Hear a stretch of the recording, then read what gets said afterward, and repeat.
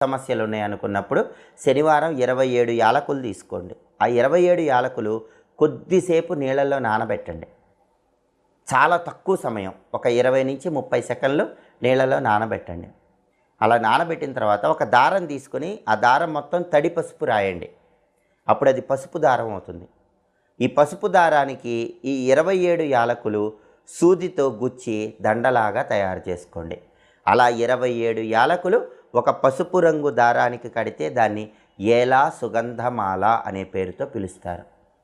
యాలకులు అద్భుతమైన సుగంధభరితమైన వాసనను కలిగింపజేస్తాయి. ఆ యాలకులతో తయారు చేయబడిన మాల కాబట్టి దీన్ని ఏలా సుగంధమాల అనే పేరుతో పిలుస్తారు. ఇలా తయారు చేసుకున్నాక ఇంట్లో వెంకటేశ్వర స్వామి విగ్రహం కానీ ఫోటో కానీ ఉంటే ఆ విగ్రహానికి లేదా ఫోటోకి ఈ ఏలా సుగంధమాలను అలంకరించండి. అలంకరించేటప్పుడు ఓం